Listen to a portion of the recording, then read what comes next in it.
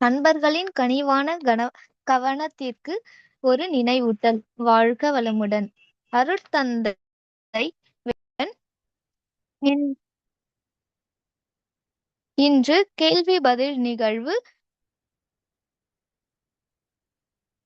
பேராசிரியர் ரேவதி சிவகுமார் அம்மா அவர்களை அன்புடன் அழைத்தமர்கிறோம். வாழ்க வளமுடன். வாழ்க வளமுடன். மிக்க நன்றி அம்மா.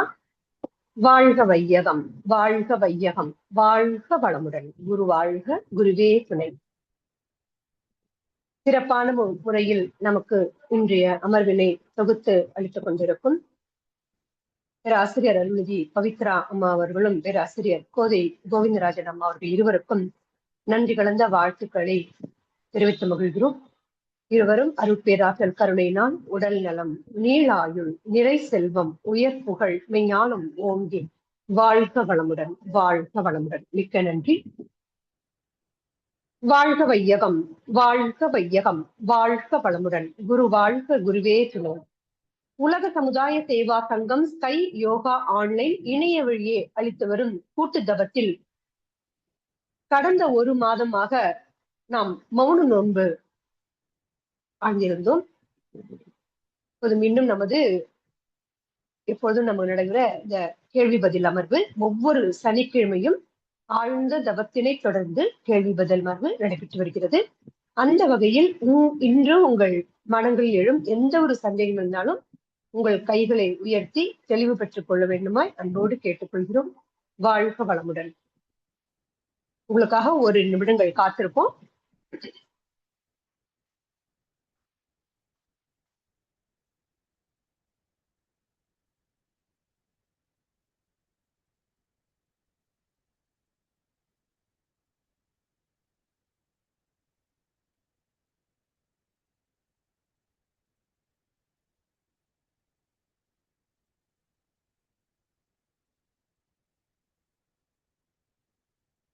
வாழ்க வளமுடன். யாரும் ஹேண்ட் ரைஸ் பண்ணாதனால இந்த தவ உணர்வில் நம்ம உடற்பயிற்சியின் நுட்பங்களும் பயன்களும் பார்த்துட்டு வரும். ஒரு சின்ன ஒரு கேப் ஆனால ஒரு வீக்காலா நம்ம இந்த உடற்பயிற்சியின் அவசியம், ஏன் நம்ம உடற்பயிற்சி செய்யணும், அதோட பொதுவான பலன்கள் பார்த்துட்டு நம்ம அப்படியே கண் பயிற்சியின் பலன்களோட நம்ம டிராவல் பண்ணலாம். உடல் உயிர் மனம் இணைந்தது இந்த வாழ்க்கை. சுவாமிஜி என்ன பண்ணாங்க, ஒரு ஹோலிஸ்டிக் ப்ரோக்ராமா, ஒரு கம்ப்ளீட் பேக்கேஜா நமக்கு உடலுக்கான உடற்பயிற்சி, உயிரை வளப்படுத்தக்கூடிய சித்தர்களை காயக்கல்ப பயிற்சி, மனம் வளம் பெற அதாவது மென்டல் ஸ்ட்ரென்த், நல்ல கான்பிடன்ஸ் நமக்கு இன்க்ரீஸ் ஆகுது, நமக்கு தவ பயிற்சிகள் விளக்கம் எல்லாமே கொடுத்திருக்காங்க. அதோட ஒவ்வொரு வாரமும் நாம தொடர்ந்து அதோட பலன்களும் அதோட நுட்பங்களும் பார்த்து கொண்டு வரும். அந்த விதத்துல இன்று நம்ம தொடர்ச்சியாக இந்த உடற்பயிற்சி நம்ம ஏன் செய்யணும் அப்படின்னு பார்க்கும்போது, பிறப்பெடுத்து வந்தாச்சு, வாழ்ந்துதான் ஆகணும். நமக்கு அடிப்படை தேவைகள்லாம் இருக்கு. இந்த உலகத்தில் பிறப்புக்கும் இறப்புக்கும் இடையே உருண்டோடி கொண்டிருக்கிற இந்த காலச்சக்கரம் நமது வாழ்க்கை. அதை நம்ம வாழ்வதற்கு இந்த உடல் எனும் வாகனம் ரொம்ப அவசியம். இன்பமும் துன்பமும் நிறைந்த இந்த வாழ்க்கையில இன்பத்திற்கு துன்பத்திற்கு காரணம் இந்த கர்ம வினைங்கிறது எல்லாருக்குமே தெரியும். அப்ப இந்த கர்ம வினையை போக்கிக் கொள்வதற்கு நமக்கு நமது விழிப்புணர்வு, அயராத விழிப்புணர்வில் இருந்து நாம் தவம் செய்வதற்கு உடல் தயாரா இருக்கணும். உடல் ஒத்துழைக்காமல் நம்ம எதையுமே செய்ய முடியாது. இந்த உடல் நம்மளோடதா இல்ல, இறைவன் கொடுத்தது. இந்த உடலுக்குள்ள அவ்வளவு விஷயங்கள் நடக்கிறது. சாமிஜிட்ட கேக்குறாங்கல்ல, இறைவன் நீங்க பாத்திருக்கீங்களா, அது எப்படி நீங்க சொல்றீங்க அப்படின்னு கேட்கும்போது ஒரு ஐயா கேக்குறாங்க. இப்ப சுவாமிஜி சொல்றாங்க, உடலுக்குள்ள தானா ஒண்ணு நடக்கிறது இல்ல, உண்ணும் உணவு 7 தாதுவா மாறுது. சொல்றாங்க அவர்கிட்ட, ஒரு ஆப்பிள் குடிச்சு சாப்பிடுங்க, அந்த ஆப்பிள் எங்க போச்சு அப்படின்னு கேக்குறாங்க. ஜீரணம் ஆயிடுத்து. அந்த வேலையை செய்தது யார், உள்ளுக்குள் இருந்து வேலையை செய்தது யார், அது தானா, அது இயற்கை அப்படிங்கிற. நீங்க இயற்கைங்கிறீங்க, கான்சியஸ்னஸ் அதாவது அறிவு அப்படிங்கிறோம். அதுதான் சுவாமிஜி தெய்வம் அப்படிங்கிறார். துணிந்திருப்போம் அறிவேதான் தெய்வம் என்று அப்படிங்கிறார் மகர்ஷி. அந்த உடல் வந்து ஒரு விந்தை, உடல் வந்து ஒரு பெரிய ஆச்சரியம். அவ்வளவு விஷயங்கள் உடலுக்குள்ள நடந்துகிட்டே இருக்கு. ஒரு நாளைக்கு கூட நுரையீரல் சுருங்கி விரியறதோ, இதயம் துடிப்பதையோ, உடலில் ஓட்டங்கள் ஓடிக்கொண்டிருப்பதோ, ஓய்வு எடுக்கிறதே கிடையாது. இயற்கையாக அது நடந்துகிட்டே இருக்கு. எப்ப தடைப்படுது? நமது இந்த வாழ்க்கை முறை இயற்கைக்கு முரணாக இருக்கும் பொழுது அந்த தடை ஏற்படுறது. அதுதான் வலி நோய் அப்படின்னு நமக்கு விளக்கம் கொடுக்குறாங்க. அப்ப தவம் செய்வதற்கு இந்த உடல் வேணும். நமது தேவைகளை, அதாவது அடிப்படை தேவைகளை பூர்த்தி செய்வதற்கு இந்த உடல் வேணும். அதாவது பொருள் ஈட்டம், தூய்க்கணும், அனுபவிக்கணும், எல்லாத்துக்குமே இந்த உடல் வேணும். அப்ப இந்த உடலை ஆரோக்கியமாக பராமரித்து கொண்டால்தான், சுவர் இருந்தால்தான் சித்திரம் வரைய முடியும். கர்மா பிறந்திருக்கோம், நான் கர்ம வினைப்படைகள் கழிக்க வந்திருக்கேன், அதெல்லாம் அடுத்தது. பேசிக் டே டு டே லைஃப்ல நமக்கு இந்த உடல் ஆரோக்கியம் வந்து ப்ரையாரிட்டி. அதுக்கு நிறைய விஷயங்கள் கொடுத்திருக்காங்க. சுவாமிஜி நமக்கு ரொம்ப எளிமைப்படுத்தி எல்லா தலைமுறையாரும் எந்த ஒரு சீதோஷ்ண நிலையிலுமே எவராலும் செய்யக்கூடிய வகையில நமக்கு எளிமைப்படுத்தி கொடுத்திருக்காங்க. இந்த உடல் மென்மையான அசைவுகள், ஒண்ணு மென்மையான அசைவுகள். ஒவ்வொரு அசைவுக்குள்ளேயும் அத்துணை பலன்கள் இருக்கு. நம்ம இந்த கடந்த சில வாரங்களாக, சில மாதங்களாக நம்ம வந்து கைப்பயிற்சியில பார்த்துக்கிட்டே வரும். கைப்பயிற்சி தானே, மேல கையை தூக்குறோம் 4 மூச்சு, கீழே 2 மூச்சு, பக்கவாட்டுல எடுத்து முன்பக்கம் குவிக்கிறோம், நிமித்துறோம், கைய சுழற்றோம். இதுல வந்து ரொம்ப சிம்பிளா இருக்கே, இதுல வந்து நமக்கு உடலுக்குள்ள மாற்றம் வந்துருமானா அவ்வளவு விஷயங்கள் இருக்கு. அந்த கைப்பயிற்சியில இருக்கிற 7 நிலைகளையுமே நம்ம அதெல்லாம் டீட்டெயிலா பார்த்திருக்கோம். ஜஸ்ட் ஒரு ரீகால் தான், ஓகேங்களா? இந்த கைப்பயிற்சிக்குள்ள 7 நிலையும் ஒவ்வொரு அசைவிலையுமே மல்டிபிள் பெனிஃபிட்ஸ். கைய மேல தூக்குறோம், 4 மூச்சு அப்படிங்கும் போது நாம அது ரத்த ஓட்டத்தை கவனிக்க சொல்லுவாங்க மன்றங்கள்ல நம்ம கவனிக்கும் போது. ஆனா அதே அங்க இன்னொன்னு என்ன வேலை நடக்குது? பிரபஞ்ச காந்த ஆற்றல் அது ரிசீவ் பண்றது. உடல்ல இருக்கிற ஓட்டங்களை உச்சி முதல் பாதம் வரைக்கும் அந்த ரத்த ஓட்டம், வெப்ப ஓட்டம், காற்றோட்டம் சீராகுது. பக்கவாட்டுல வந்து எடுத்து குவிச்சு பண்ணும்போது அந்த நுரையீரல் நல்லா விரிந்து சுருங்கி விரியது. அந்த நுரையீரலோட கெப்பாசிட்டி இன்க்ரீஸ் ஆகுது. இது மாதிரி இதெல்லாம் வந்து சும்மா மேலோட்டமா சொல்ல பலன். அத்துணை பலன்கள் நமக்கு இந்த உடற்பயிற்சியில இருக்கு. அதை ஒண்ணொன்னா பார்த்துட்டு வந்தோம். கைப்பயிற்சி முடிச்சோம், கால் பயிற்சி முடிச்சோம், அடுத்தது கிட்னி மசாஜ், தசைநார் மூச்சு பயிற்சி, அதுக்கு அடுத்தது வந்து கண் பயிற்சி வரைக்கும் வந்தோம்.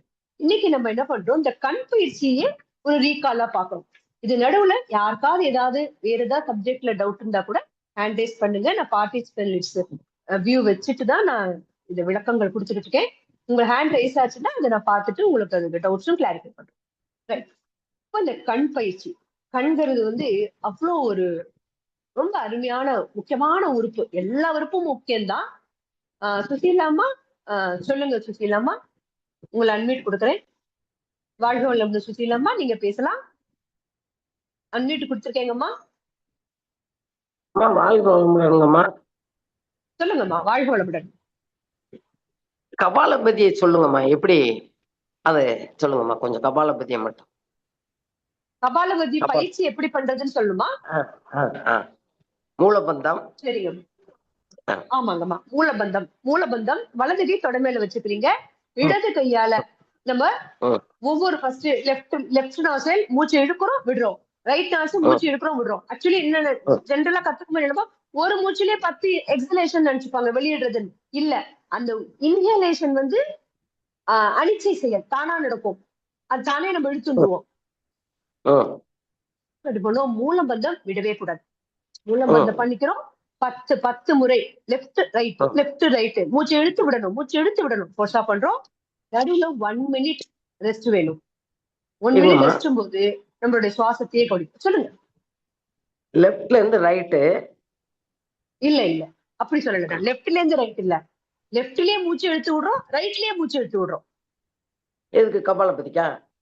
ஆமா, அது பிராணாயாமம் தான். Left right.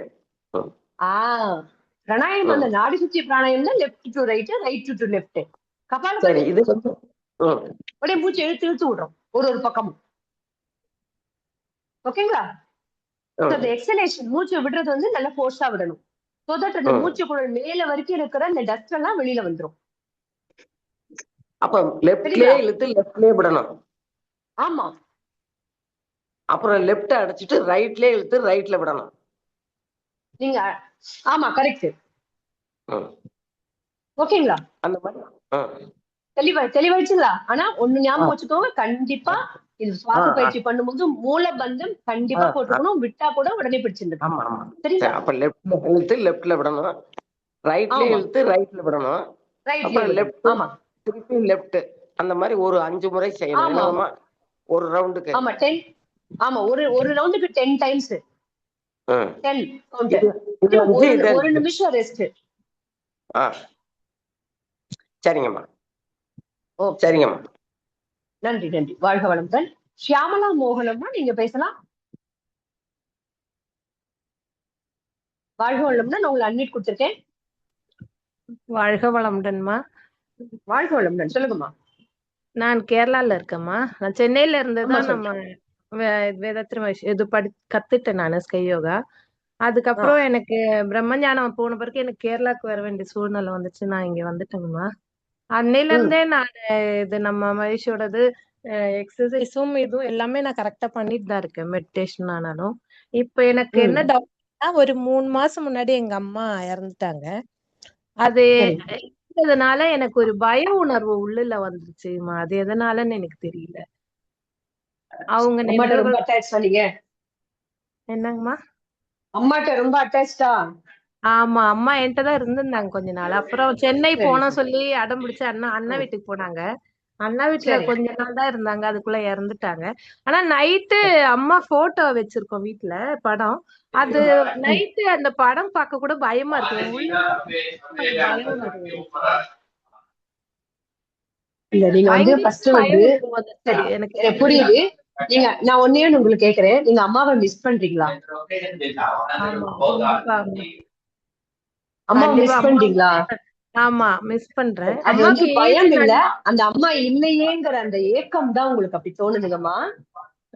சரிங்களா? ஒண்ணு புரிஞ்சுக்கோங்கம்மா, அவங்களுக்கு வயசாச்சு. சரிங்களா? வயசாச்சு. அவங்க வந்து ஏதோ ஒரு உடல் உபாதை, அவங்களுக்கு அந்த உடல் வந்து ஒத்துழைப்பு இல்லாதனால அந்த உடலை விட்டு உயிர் பிரிஞ்சிருக்கு. சரிங்களா? அவங்க வந்து அவங்க இல்லைன்னு நினைச்சுக்காதீங்க, அவங்க உங்களுக்குள்ளதான் இருக்காங்க. ஆமா, அது எனக்கு என்னன்னா நைட்ல தான் ரொம்ப பயம் வருதுமா. நான் பகல்ல எல்லாம் எனக்கு அவ்வளவு தெரியல. போட்டோ பார்த்தா அம்மாட்ட நான் பேசுறேன் போட்டோ பார்த்துட்டு. ஆனா எனக்கு நைட்ல பாத்ரூம் எதுக்காவது எழுந்து அந்த அம்மா இருக்க ஹால் பக்கம் போவே ஒரு பயம் வருது மனசுக்குள்ள. அது எதனாலன்னு தெரியலைங்கம்மா. இல்ல எனக்கு தெரிஞ்சு வந்து அந்த அவங்க இல்லைங்கிற அந்த அந்த வெறுமைதான் அவங்களுக்கு வந்து ஒரு மனத அழுத்தத்தை கொடுக்குதுன்னு நான் நினைக்கிறேன். அந்த வெறுமைதான் வந்து நான் பயமா பாக்கல, அவங்கள மிஸ் பண்றீங்க நீங்க. என்னோட புரிதல் வந்து நான் அதுவாதான் பாக்குறேன். ஒரு விஷயம் வந்து இப்போ வந்து நீங்க வந்து அது மாதிரி நீங்க நினைச்சுக்காதீங்க. அம்மா வந்து உங்க கூட தான் இருக்காங்க. சரிங்களா? அந்த சரீரமா அவங்க வந்து அந்த பிசிக்கலா அவங்க இல்ல, ஆனா வந்து அவங்களோட மனசு அந்த ஆன்மா உங்க கூட தான் கலந்துருக்கு. ஓகேங்களா? அதனால நீங்க வந்து பயந்தாலோ வருத்தப்பட்டாலோ அம்மாக்கு பிடிக்குமா? பிடிக்காது. நானு ஃபர்ஸ்ட் நாள் நம்ம ஃபர்ஸ்ட் நாள் மௌனத்துல உட்கார்ந்த போது எனக்கு அந்த நினைவுதான் வருது. அம்மாவோட அந்த நினைவுகள் வந்துட்டே இருக்கு எனக்கு. அம்மா வந்து நமக்கு தெரியும் இரையாற்றல் கிட்ட போயிடுவாங்கன்னு நமக்கு தெரியுது, எல்லாமே தெரியுது உள்ள. ஆனா அந்த ஏத்துக்க முடிய மாட்டேங்குது, நம்மளால வந்து ஏத்துக்க முடிய மாட்டேங்குது. ஆமா ஆமாங்கம்மா. அது கண்ணுல இருந்து அந்த மெடிடேஷன் அந்த மௌனத்துல இருக்கும்போது நம்ம அப்படி கண்ணுல இருந்து அப்படி பயங்கரமா அழுதேன் நான் அன்னைக்கு ஃபர்ஸ்ட் நாள் நம்ம மௌனத்துல. அதுக்கப்புறம் கொஞ்சம் லேசாச்சு மனசு எனக்கு. ஆனா இப்ப இருந்தாலும் சின்னதா ஒரு இது இருக்கு. ஃபர்ஸ்ட் இருந்த அந்த அளவுக்கு இல்லைனாலும் இருந்தாலும். எவ்வளவு நாள் ஆச்சுமா அம்மா வந்து 3 மாசம் எவ்வளவு நாள்? 3 மாசம். ஓகே. அதனால அந்த மனசு ஏஜ் ஆயிடுச்சு, அம்மாக்கு 86 ஆயிருச்சு. இருந்தாலும் அம்மா எனக்கு ஒரு பய உணர்வு வர்றதுதான் எனக்கு சந்தேகமா இருக்கு. எதனால அப்படி வருது உள்ள? இல்ல நீங்க அப்படி எடுத்துக்காதீங்க. கோதியம்மா ஜாயின் பண்றீங்களா? இஸ் பாசிபிள் லைன்ல இருந்தீங்கன்னா அல்ல கோதியம்மாவை கொஞ்சம் கைடன்ஸ் கொடுக்க சொல்லி கேக்குறேன். வாழ்க வளமுடன். ஆமா, அதுதான்மா ரேவதி அம்மா சொன்னதேதான். நீங்க வந்து அவங்கள பாசிட்டிவா பாருங்க. அம்மாவை நீங்க யோசிச்சுட்டே இருக்கிறது நல்லதுதான். அவங்களுக்கும் உங்களுக்கும் நடந்த நல்ல இனிய நிகழ்வுகள் இருக்கும், நிறைய இருக்கும் இல்லைங்களா? ஆமா ஆமா ஆமா எவ்வளவு இருக்கும், அதெல்லாம் ஆமா யோசிங்க. அதெல்லாம் யோசிக்கும் போது அவங்க கூட இருக்கிற ஒரு ஃபீல் இருக்கும். அடுத்தது பாத்தீங்கன்னா, நீங்க இந்த தவம் பண்ணும்போது நல்லா அருட்காப்பு போட்டுட்டு தவம் பண்ணுங்க. நல்ல தவம் பண்ண பண்ண உங்களோட மன உறுதி அதிகமாகும். தவம் சரிங்களா? நானு ஒரு நாளைக்கு 2 டைம் கண்டிப்பா பண்றேமா. நல்லா ஆழ்ந்தே பண்ணுவேன் நானு. ஏன்னா ரொம்ப சந்தோஷம். ஆழ்ந்துதான் போன மகரிஷியோட இதுல எனக்கு ரொம்ப ஆழ்ந்துதான் நான் போயிருக்கேன். ஆனா எனக்கு இந்த ஒரு பய உணர்வு மட்டும் எதனால வருதுன்னு அது ஒரு டவுட் கேட்கலான்ட்டு தான் கேட்டாங்க. அதுதான்மா காரணம். நம்மளோட மனசு அந்த நேரத்துல வலுவிழுந்து போகுது, அவ்வளவுதான். பயம் வருதுன்னா என்ன அர்த்தம்? ஏதோ ஒண்ணு கற்பனை பண்ணிக்கிறோம், சரியா? இல்ல, என்னை சுத்தி எல்லாம் நல்லதாதான் இருக்கு அப்படிங்கிற எண்ணம் உறுதியா வரணும்னா மனசுக்கு பலம் வேணும், சரியா? மனசுக்கு பலம் குறைஞ்சாதாங்க மனசு இந்த பயத்துல இந்த மாதிரியான குணங்கள்ல போய் மாட்டிக்குது. அப்ப பலம் வேணும்னா நம்ம பயிற்சிகள் நிறைய பண்ணணும். பயிற்சிகள் பண்ணும்போது நல்ல பாசிட்டிவான அந்த நெகட்டிவை எடுக்கணும்னா மேல நிறைய பாசிட்டிவ் போடுங்க. அதை மெனக்கிட்டு எடுக்கணும்னு யோசிக்காதீங்க. அதை விட மேல நிறைய பாசிட்டிவிட்டி போட போட போட அந்த பாசிட்டிவ் தான் ஞாபகம் வரும். அம்மாவுக்கு அந்த அந்த பயம் வரும்போதெல்லாம் நீங்க உடனே ஒரு சேஞ்ச் பண்ணுங்க. ஒரு அம்மாவுக்கு வாழ்த்து சொல்லிட்டு நீங்க அம்மாவோட நடந்த நிகழ்வுகளை உடனே உங்க மனசை டைவர்ட் பண்ணுங்க. நீங்க எது வரைக்கும் எடுத்திருக்கீங்க? அகத்தாய்வெல்லாம் எடுத்திருக்கீங்களாமா? பிரம்மஞானம் முடிச்சிட்டமா.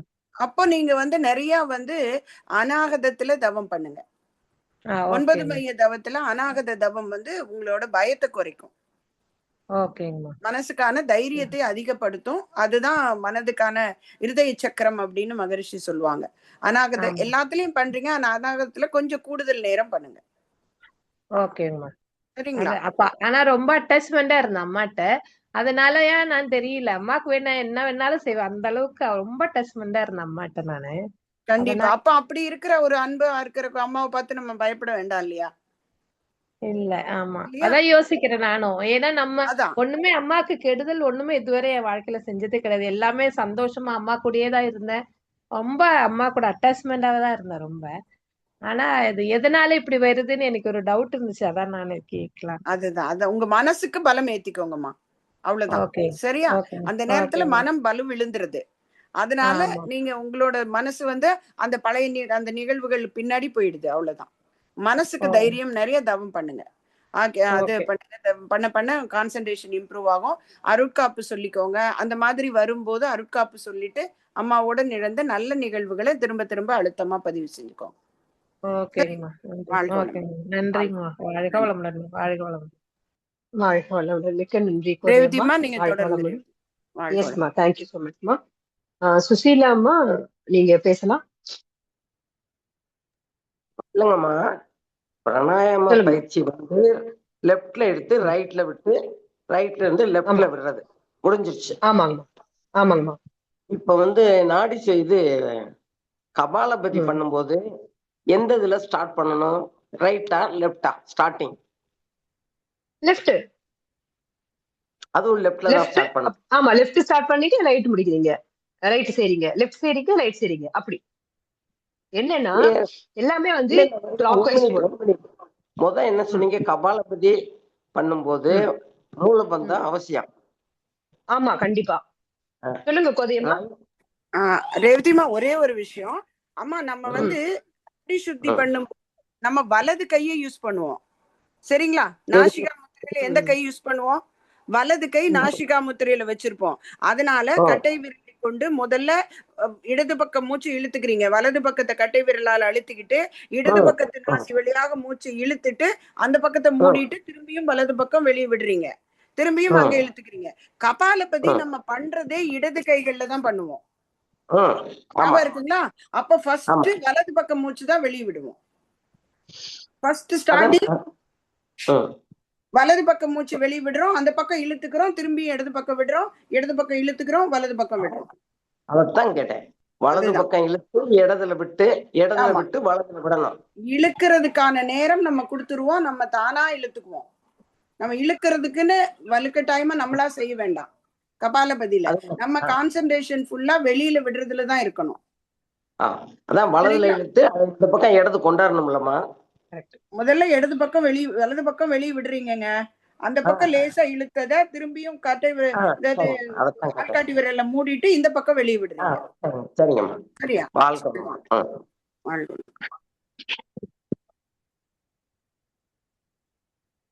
வாழ்க வளமுடன். நன்றிம்மா. வெங்கட்டையா, நீங்க பேசலாம். அம்மா வணக்கம். என்னோட பேர் வெங்கட்ராமன், சென்னையில இருந்து பேசுறேன். சொல்லுங்கய்யா. உடம்பு சரியில்லாத போதுன்னா அது வந்து ஜீவாகாந்தம் குறையுதுன்னு சொன்னாங்க. இப்போ நம்ம ஃபீவர் இருக்கும்போது கண்ணாடி பயிற்சி இந்த மாதிரி தீப பயிற்சி பண்ணி ஜீவாகாந்த ஆற்றல் இது அதிகமாக்கிக்கலாமா? அதாவது உடம்பு சீக்கிரம் நோய் குணமாகறதுக்கு. இல்ல நீங்க அந்த மாதிரி உடம்பு முடியாத போது சாந்தி தவம் பண்ணுங்கய்யா. சரிங்களா? உடம்பு சரியான அப்புறம் நம்ம ஜீவகாந்த பெருக்க பயிற்சி பண்ணிக்கலாம். ஓகேங்களா? சாந்தி தவம், சாந்தி தவம் பண்ணீங்கன்னா ஃபீவர் வந்து அந்த உடல் சூடு சமன்பட்டு விடுங்கய்யா. Okay okay okay. சரிங்களா? Okay okay. ஓகே. நன்றி. அம்மா இன்னொரு டவுட். சொல்லுங்கய்யா. இந்த கபாலபதி பண்ணும்போது மூலபந்தம் ரிலீஸ் ஆயிருது. நான் வந்து மூச்சை ரொம்ப ஃபோர்ஸா விடும்போது டக்குன்னு அதுவும் வெளியே இதாயிருது. மூலபந்தம் ரிலீஸ் ஆயிடுது. விட்டதுன்னா பிடிச்சிருங்கய்யா. ஏன்னா நம்ம பயிற்சி பண்ண அது பழகிடுங்கய்யா நமக்கு. சரிங்களா? மூலபந்தம் விட்டதுன்னா திருப்பி பிடிச்சிருங்கய்யா. நல்லதுங்கய்யா. நன்றி நன்றி. வாழ்க வளமுடன். அடுத்தது காசி விஸ்வநாதன் ஐயா, உங்களை அன்மிட் கொடுக்குறேன். வாழ்க வளமுடன் ஐயா, நீங்க பேசலாம். நான் பேசுறது கேக்குதா? கேக்குறதுங்கய்யா, சொல்லுங்கய்யா. ஒரு ஆபரேஷன் முடிஞ்சு எத்தனை மாதம் சென்று உடற்பயிற்சியை கண்டினியூ பண்ணலாம்? ஓகே ஐயா. அதாவது மேஜர் சர்ஜரினா 6 months ஆகணுங்கய்யா. மைனர் சர்ஜரினா 3 monthsங்கய்யா. இது சும்மா இந்த ப்ராஸ்டேட் கட்டிக்கிட்ட மேஜர் இல்ல, மைனர் தான். மைனர் 3 months கழிச்சு நீங்க மெதுவா பண்ண ஆரம்பிக்கலாங்கய்யா. ஒண்ணு மெதுவா செய்யலாங்கய்யா. 3 months கழிச்சு பண்ண ஆரம்பிக்கலாங்கய்யா.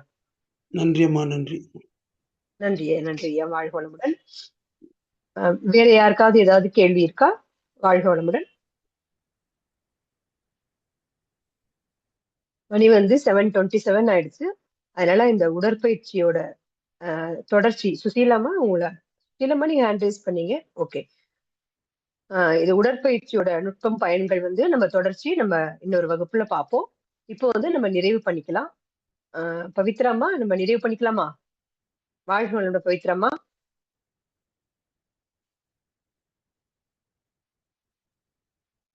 சரி, நானே நிறைவு பண்ணிடுறேன். வாழ்க வளமுடன். இருக்கமா, வாழ்க வளமுடன். ஓகேம்மா.